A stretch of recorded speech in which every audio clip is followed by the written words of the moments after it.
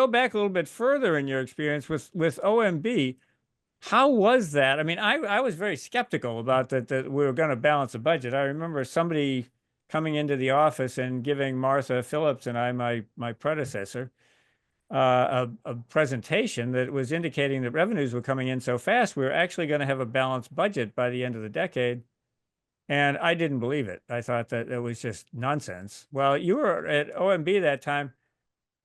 What was the thinking? I mean, was there some internal thinking that it was actually possible that revenues were coming in this fast, or was it because of the administrations, the Clinton administration's policies that, produced what produced the surplus in the balanced budget?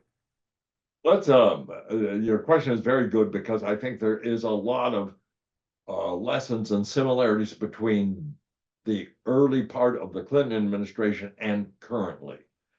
In fact, lately I have been using the phrase bond vigilantes, and I have found so few people. This isn't surprising of where I live now in Southern California, but even outside of that, who remember that term. And that was 30 years ago. You say, what was it like? I remember those first couple of meetings in the Clinton administration. And what he wanted to do early in the administration wasn't all that dissimilar from what Trump wants to do now. Yes, he wanted to do it much more on the spending side than on the revenue side.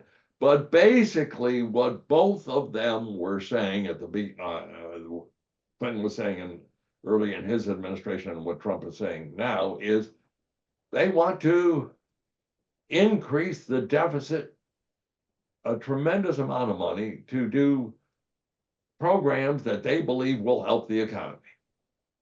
That's what they both said.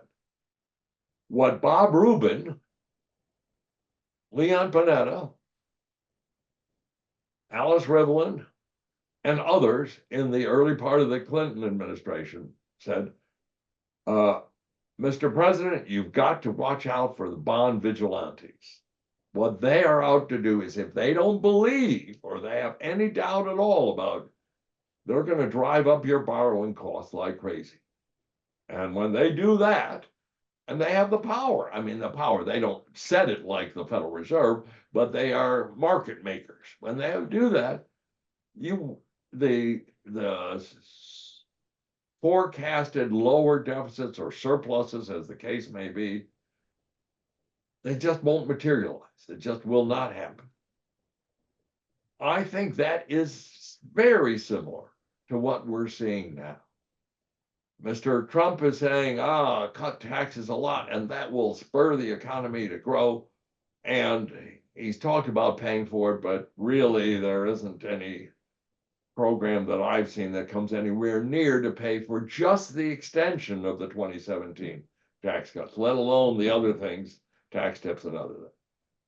What the bond vigilantes, I think, are circling. And I think you can see that in a variety of ways.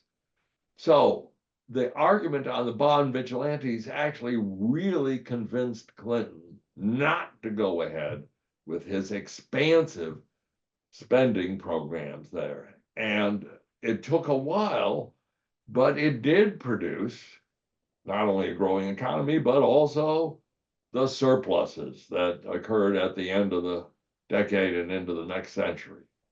But the most important part of that was the fiscal position of the U.S. federal government really looked so much better as the 90s went on relative to what it had looked for in the past. And I think that had a very positive message to the economy and helped the economy grow. And that's what led to the surpluses and a very good economic performance in the 1990s.